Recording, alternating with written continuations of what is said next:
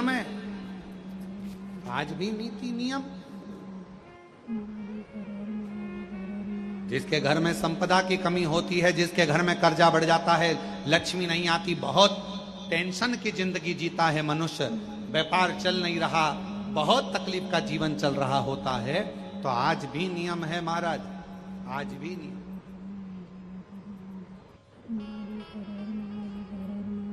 कि सोमवार शुक्रवार ये 2 बार ऐसे हैं, इन 2 बार को यदि कटोरी में थोड़ा सा शहद रखकर, मधु रखकर यदि लक्ष्मी जी का स्मरण किया जाए और माता लक्ष्मी जी का स्मरण कर कर एक लाल पुष्प उस कटोरी के सम्मुख में माता लक्ष्मी का नाम लेकर रखा जाए और बाद में वही शहद, वही मधु और वही पुष्प सोमवार का दिन और शुक्रवार के दिन लक्ष्मी का पूजन कर कर, स्मरण कर कर, दूसरे दिन शुक्रवार के दिन पूजन करें, शनिवार के दिन उस मधु का, उस पुष्प का विसर्जन करें, सोमवार के दिन पूजन करें लक्ष्मी जी का स्मरण कर कर, और मंगलवार के दिन अगर विसर्जन करें, 5 या 7 सोमवार या शुक्रवार को यदि आप मधु का भोग लक्ष्मी जी को लगाना प्रारंभ कर दें, शिव का नाम स्मरण कर कर, तो उसके घर में कभी संपदा की कमी नहीं होती, लक्ष्मी उस संपदा को बढ़ाती। और हम तो यहां तक कहेंगे, प्रयास करो, अगर आपके घर में छोटा सा शिवलिंग विराजमान है, आपके घर में अगर छोटा सा शंकर जी का शिवलिंग है, छोटा सा शंकर भगवान का शिवलिंग है, या आपके घर में कुबेरेश्वर धाम का कंकर है, और आपके घर में यदि शंकर भगवान का शिवलिंग है, या सीहोर का रुद्राक्ष हो, या शंकर भगवान का शिवलिंग हो, या कंकर शंकर हो, तो निवेदन है जहां पर भी शिवलिंग आपके घर में विराजमान है, अगर छोटी सी कटोरी में एक बेलपत्र को आप नीचे रखिए, छोटी सी कटोरी उस बेलपत्र के ऊपर रखकर उसमें थोड़ा सा मधु, शहद, शंकर भगवान की साक्षी में शिव जी के सामने अगर शुक्रवार की शुक्रवार रखना प्रारंभ कर दो, धीरे धीरे संपदा की वृद्धि अपने आप होना प्रारंभ होगा। शुक्रवार के दिन बेलपत्री के वृक्ष के नीचे बैठकर घृत का दिया लगाकर शरीर में जो रोग है उसका स्मरण कर कर, शंकर जी से विनय कर कर, हे भोलेनाथ, आपने शुक्र देवता को संजीवनी मंत्र दिया है, तो क्या आप मेरे को वो मंत्र प्रदान नहीं करोगे? मेरे रोग, मेरी बीमारी, मेरे दुख को आप नहीं हरोगे? शिव से कहो, ये शरीर आपने दिया है और भजन करने के लिए दिया है, स्मरण करने के लिए दिया है, कीर्तन करने के लिए। यह स्कंद पुराण कहती है महाराज कि भगवान नारायण स्वयं इस जड़ के नीचे अपना विश्राम करते हैं महाराज, इस जड़ के नीचे। प्रयास करा करो, एक चुटकी हल्दी, कितनी? मात्र एक चुटकी हल्दी, आंवले के वृक्ष के नीचे भगवान हरि हर महादेव के नाम से रखकर उस पर पूर्व मुख कर कर, पूर्व की ओर मुख कर कर जल समर्पित करना प्रारंभ कर दीजिए। आप अगर प्रयास करेंगे, शुक्रवार की शुक्रवार करें, या नवमी की नवमी करें, अष्टमी की अष्टमी करें, प्रदोष की प्रदोष कर लें।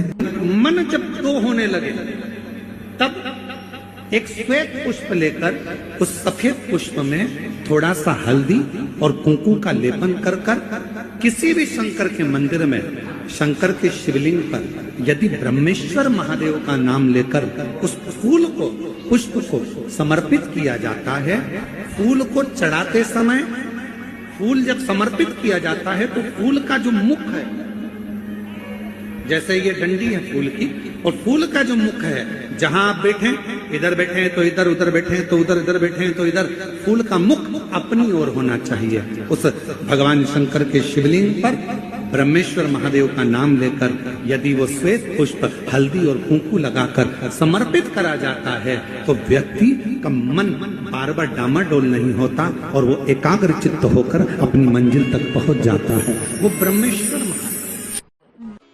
एक पात्र में जल और दूध ले लीजिए, शुक्रवार का दिन। तो कहोगे गुरुजी ये कथा कहां से निकाल के लाए हो? तो विष्णु पुराण में से आप उसको स्मरण कर सकते हो। काय में से? विष्णु पुराण में से। एक पात्र में देसी गाय का दूध, जल उसमें रखकर, और आपके अगर लड्डू गोपाल हो, यदि आपके घर में ठाकुर जी हो, लड्डू गोपाल हो, विष्णु जी का कोई स्वरूप हो, श्री हरि का कोई स्वरूप हो, तो उस पर शुक्रवार के दिन आप संध्या के समय पर दुर्वा डालकर उस दुर्वा से अगर लक्ष्मी जी के नामों का 108 बार उच्चारण कर कर, घी का दिया लगाकर, कैसर के चावल साथ में रखकर केवल उस जल का और दूध का मात्र छींटा देते हो, तो उसके घर में कभी लक्ष्मी की कमी नहीं आ सकती, संपदा बढ़ती चली जाती है। 108 बार लक्ष्मी के नाम का मात्र उच्चारण कर लेने पर, भगवान विष्णु के चरणारविंद पर, भगवान विष्णु के चरणों पर केवल उस दुर्वा का, जल का, दूध का सींचन कर देने से भी लक्ष्मी की वृद्धि होती, लक्ष्मी देती, दुर्वा बढ़ती है। और दुर्वा का एक बहुत सुंदर गुण है महाराज, बहुत सुंदर गुण है दुर्वा का। जहां पर उसके भीतर गांठ आती है ना, वहां से 2 रास्ते बना देती है। बोलो बनाती कि नहीं बनाती? कभी दुर्वा देखी होगी आपने। जहां गांठ आई वहां 2 रास्ते बनाएगी, फिर गांठ आई फिर 2 रास्ते बनाएगी, फिर गांठ आई फिर 2 रास्ते बनाएगी। दुर्वा का क्रम ऐसा है कि हम भगवान को दुर्वा क्यों देते हैं, उसका कारण यह है कि मान लो हे परमात्मा, हे शंभु, हे गणेश, हे प्रभु नारायण, अगर मान लो मेरा एक रास्ता चलते चलते गांठ पड़ जाए, एक रास्ता मेरा बंद हो जाए, तो वहां से मेरे दूसरे रास्ते खोल देना। इसलिए दुर्वा भगवान को समर्पित करी जाती है। दुर्वा को समर्पित करने का क्रम ही यही है कि मेरे मार्ग खुल जाए, मेरी राह खुल जाए, मेरा मार्ग चारों तरफ खुलता चले। दुर्वा नीचे की ओर चलते चलते मार्ग खोलती चली जाती है।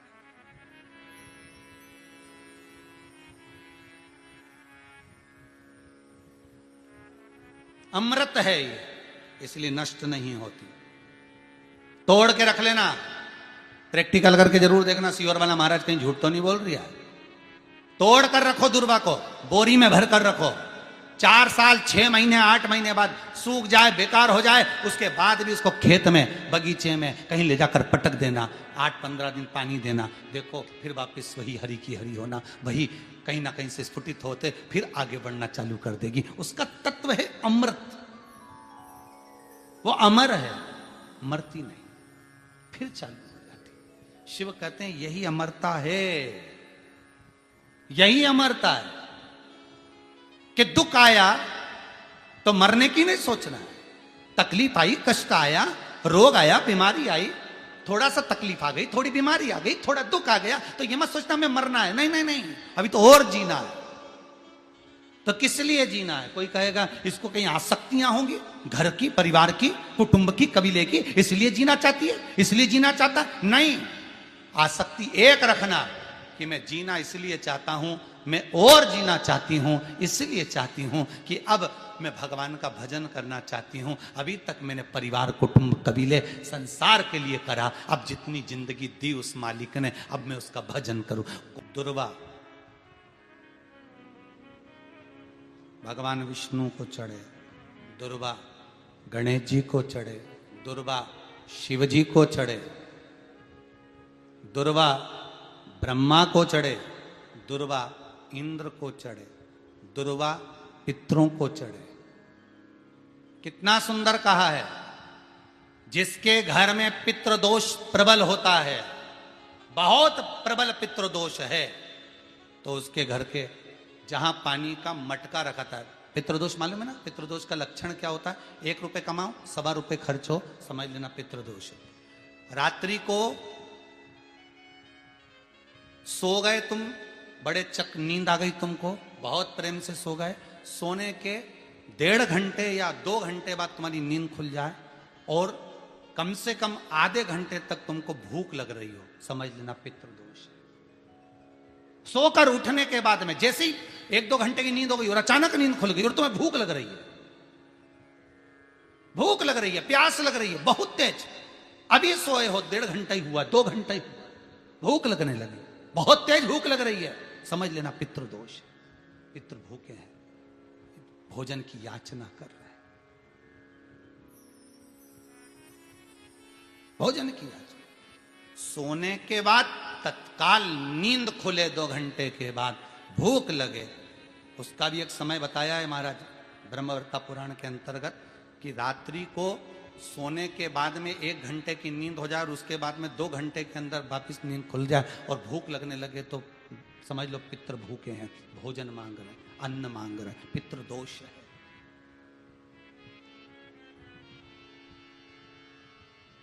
पितृदोष का कुछ कुछ वर्णन किया गया है। घर में एक पात्र के चक्कर में, एक बेडशीट के चक्कर में, एक सामान के चक्कर में विवाद हो रहा है तो समझ लो पितृदोष है।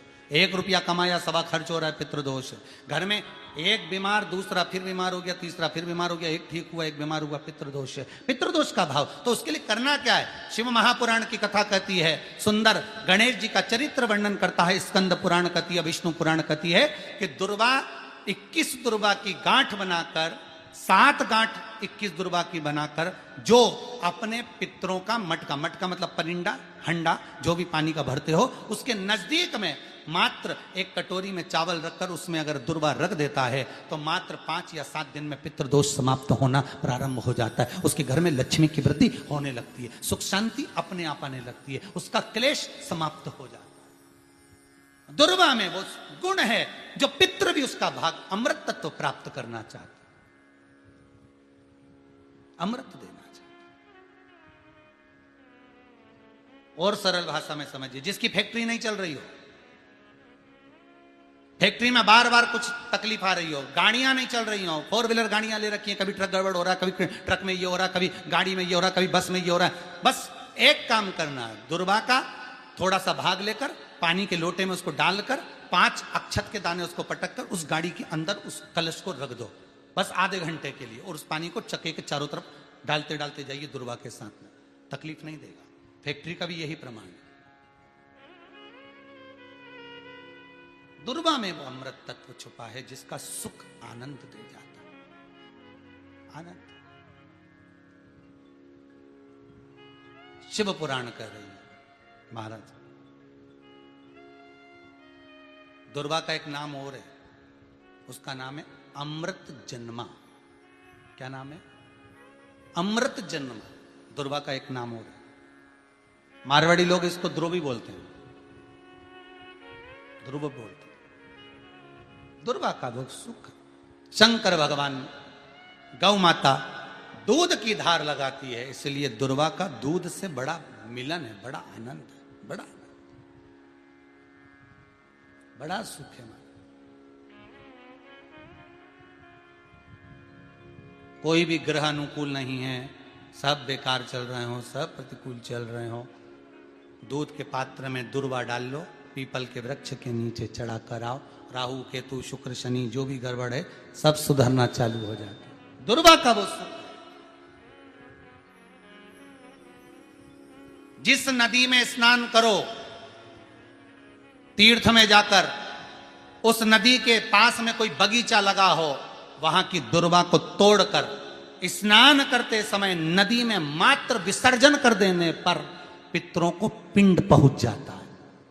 मात्र उस दुर्वा का विसर्जन कर देने पर पितरों को पिंड का भाग मिल जाता है। अभी ना तो तुम्हारे पास में आटा है, ना तुम्हारे पास में चावल है, ना तुम्हारे पास में पिंड है, ना कोई तुम्हें संकल्प छुड़ा रहा है, ना कोई तुम्हारे पास में वस्तु है, उसके बाद भी पितरों को भाग मिल रहा है। काय से? केवल एक दुर्वा के तत्व से। स्नान करने से पहले पवित्र नदी में, गंगा यमुना नर्मदा सरयू आदि किसी पवित्र नदी में आप स्नान कर रहे हो, वहां के बगीचे में घूमकर आप जाते तो हो, पैदल ही नहाने जाते हो, तो घाट के आसपास में कोई बगीचा, वहां की दुर्वा तोड़ ली, एक दुर्वा नहाने से पहले अपने पूर्वजों पितरों के नाम से नदी में छोड़ दी। फूल तो छोड़ते ही हो, दिया भी छोड़ते हो, बस एक ही चीज नहीं छोड़ते, वो दुर्वा। और वो ही काम की, वही काम की। तुम कुछ छोड़ो ना छोड़ो, एक दुर्वा का भाग छोड़ दिया, वो पितरों के लिए सुख प्रदान करने वाला। शिव पुराण कह रही है महाराज, देवताओं को अमृत कितनी बार मिला? 1 बार। दुर्वा को अमृत कितनी बार मिला? जम के बोलिए, 5 बार। कार्य सिद्धि के लिए 5 दुर्वा गणेश जी को चढ़ाई जाती है, आज भी नियम।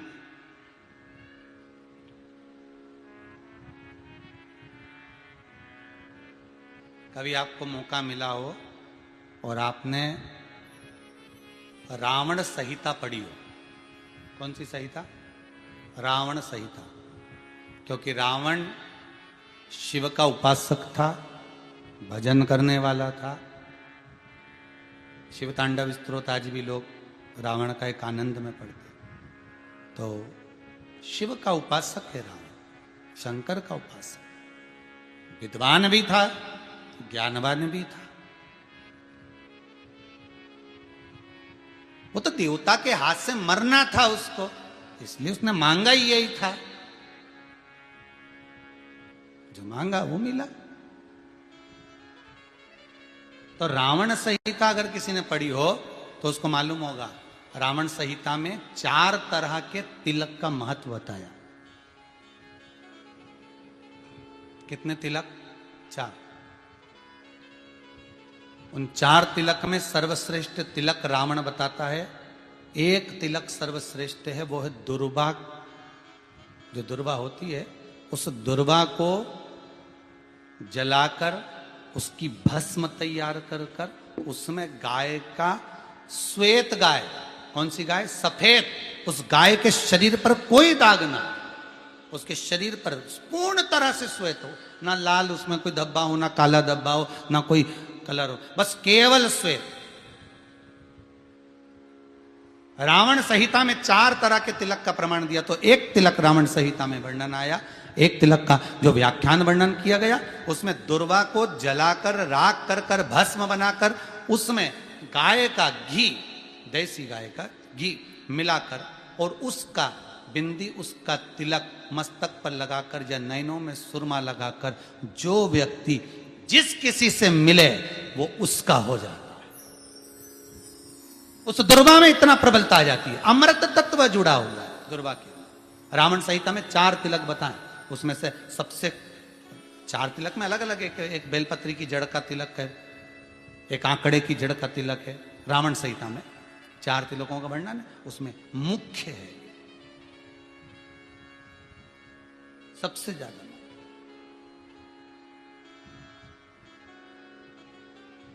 हम तो कहेंगे, अगर मान लो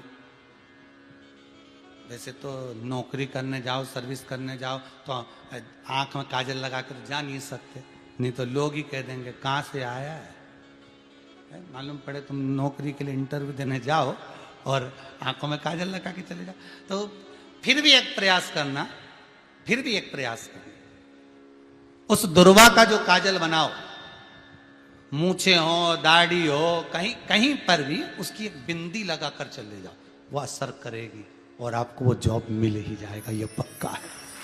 उसमें आकर्षण होता है। दुर्वा आकर्षण का केंद्र करती है। आपको कभी आपके नयनों में दर्द हो रहा हो, जलन हो रही हो, तो आप दुर्वा, हरी भरी जहां दुर्वा हो वहां थोड़ी देर चलने का प्रयास करिएगा, आपके नेत्रों का विकार समाप्त हो जाएगा। दुर्वा में वो एक सुख है, वो अमृत छुपा हुआ, और एक बार का अमृत नहीं, 5 बार का अमृत दुर्वा के अंतर्गत।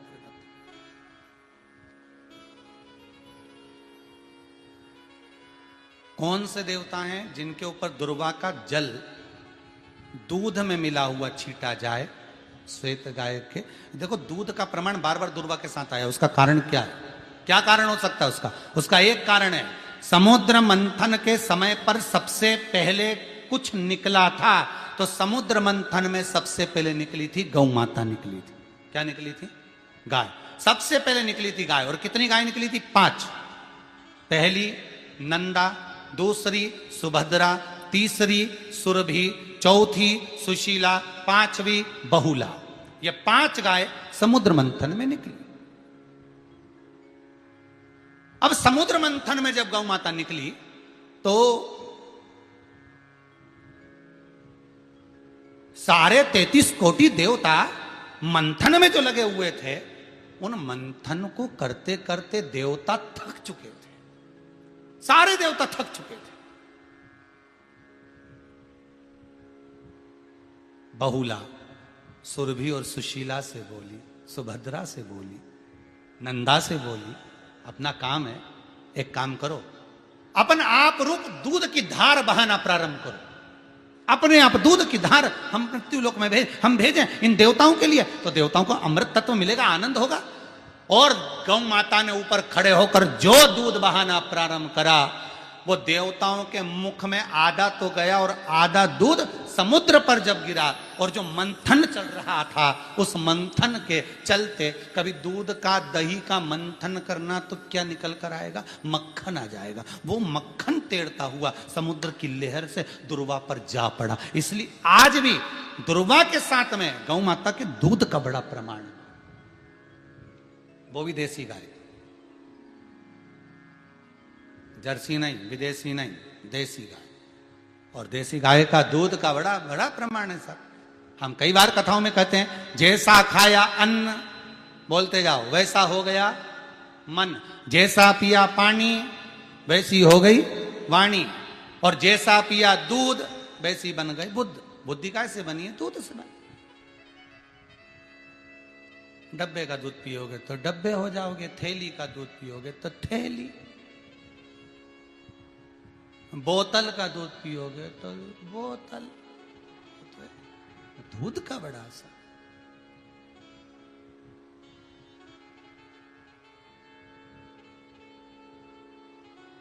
गौ माता के दूध का पान। कहा, एक पात्र में जल और दूध ले लीजिए, शुक्रवार का दिन। तो कहोगे गुरुजी ये कथा कहां से निकाल के लाए हो? तो विष्णु पुराण में से आप उसको स्मरण कर सकते हो। काय में से? विष्णु पुराण में से। एक पात्र में देसी गाय का दूध, जल उसमें रखकर, और आपके यहाँ अगर लड्डू गोपाल हो, यदि आपके घर में ठाकुर जी हो, लड्डू गोपाल हो, विष्णु जी का कोई स्वरूप हो, श्री हरि का कोई स्वरूप हो, तो उस पर शुक्रवार के दिन आप संध्या के समय पर दुर्वा डालकर, उस दुर्वा से अगर लक्ष्मी जी के नामों का 108 बार उच्चारण कर कर, घी का दिया लगाकर, कैसर के चावल साथ में रखकर, केवल उस जल का और दूध का मात्र छींटा देते हो, तो उसके घर में कभी लक्ष्मी की कमी नहीं आ सकती, संपदा बढ़ती चली जाती है। 108 बार लक्ष्मी के नाम का मात्र उच्चारण कर लेने पर, भगवान विष्णु के चरणारविंद पर, भगवान विष्णु के चरणों पर केवल उस दुर्वा का, जल का, दूध का सींचन कर देने से भी लक्ष्मी की वृद्धि होती, लक्ष्मी देती।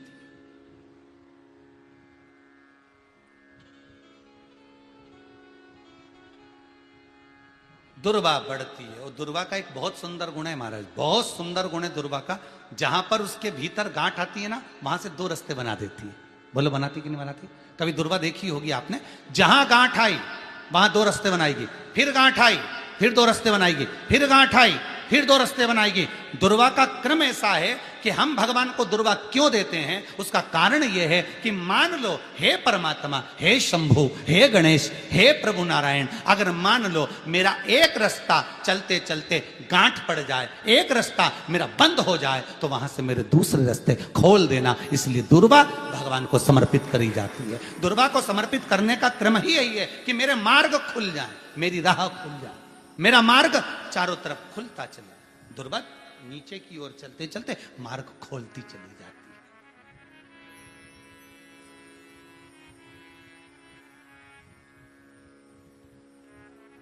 अमृत है ये, इसलिए नष्ट नहीं होती। तोड़ के रख लेना, प्रैक्टिकल करके जरूर देखना, सीवर वाला महाराज कहीं झूठ तो नहीं बोल रही है। तोड़ कर रखो दुर्वा को, बोरी में भर कर रखो। 4 साल 6 महीने 8 महीने बाद सूख जाए, बेकार हो जाए, उसके बाद भी उसको खेत में, बगीचे में कहीं ले जाकर पटक देना, 8-15 दिन पानी देना। देखो फिर वापस वही हरी की हरी होना, वही कहीं ना कहीं से स्फुटित होते फिर आगे बढ़ना चालू कर देगी। उसका तत्व है अमृत, वो अमर है, मरती नहीं, फिर चालू हो जाती। शिव कहते हैं यही अमरता है, यही अमरता है कि दुख आया तो मरने की नहीं सोचना है। तकलीफ आई, कष्ट आया, रोग आया, बीमारी आई, थोड़ा सा तकलीफ आ गई, थोड़ी बीमारी आ गई, थोड़ा दुख आ गया, तो ये मत सोचना मैं मरना है। नहीं नहीं नहीं, अभी तो और जीना है। आया दरवाजे तक रोग, आया दरवाजे तक बीमारी, आया दुख दरवाजे तक, दुख क्यों ना आएगा? हमारे पूर्व का कर्म है तो दुख तो मिलना ही है। कोई महाराज जी तुमसे कह दे कि तुम्हें दुख ही नहीं आएगा, मैं बैठा हूं, तो महाराज जी से कहते ना तुम्हारे चरण कहां हमें बता दो, क्योंकि दुख तो आएगा। जैसी करनी वैसी है करनी। जो पूर्व में कर कर आए हो, भले आज तुम किसी को दुख नहीं दे रहे, भले आज तुम किसी को तकलीफ नहीं दे रहे, पर पूर्व का कर कर आए हो वो तो भोगना पड़ेगा।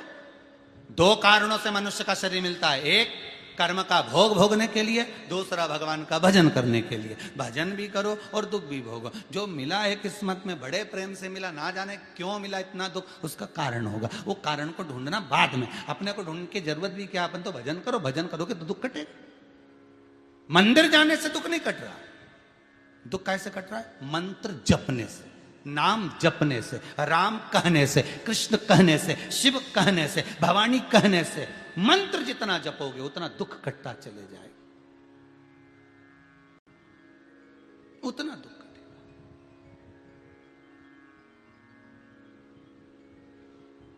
भोला सब दुख काटो म्हारा, ओ भोला सब दुख काटो म्हारा।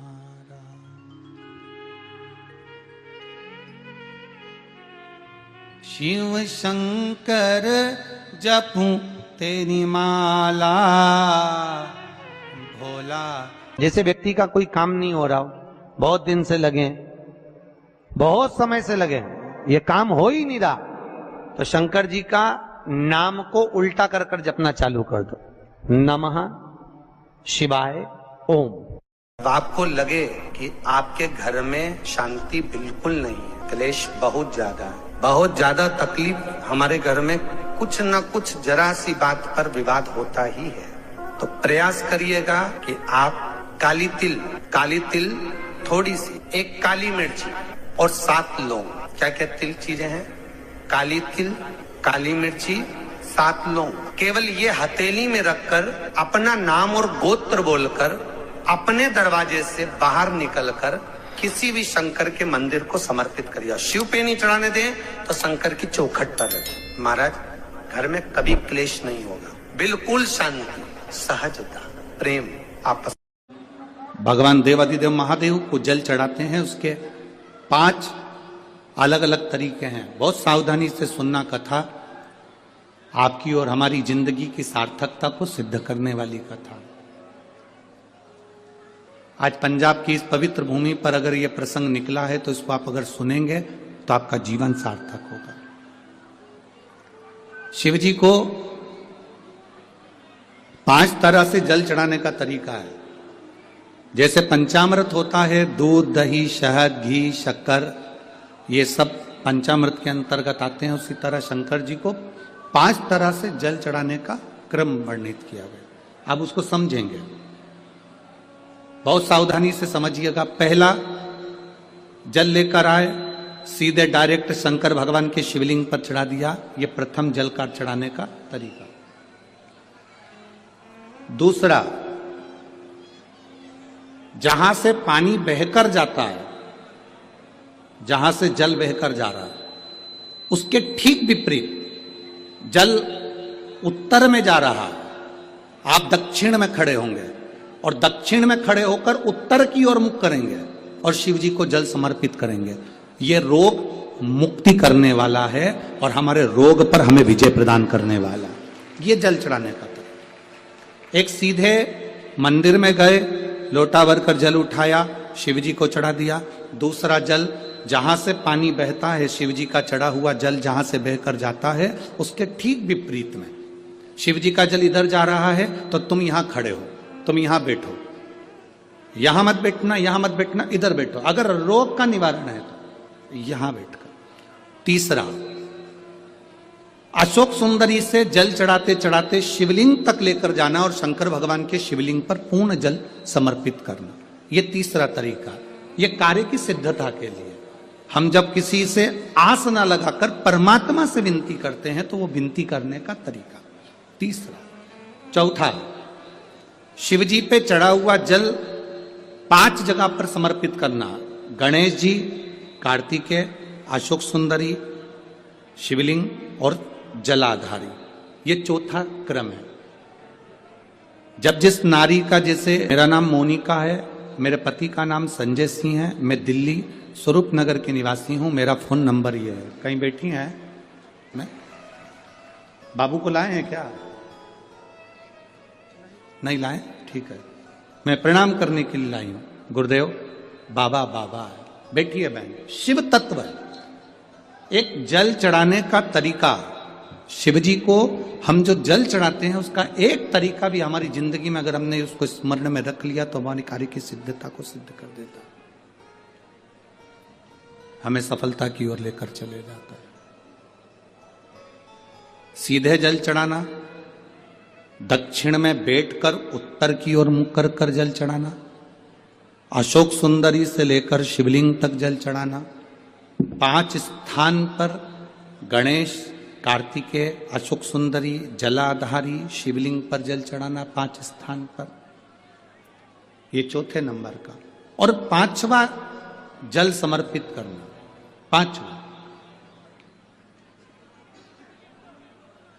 5वें नंबर का जल।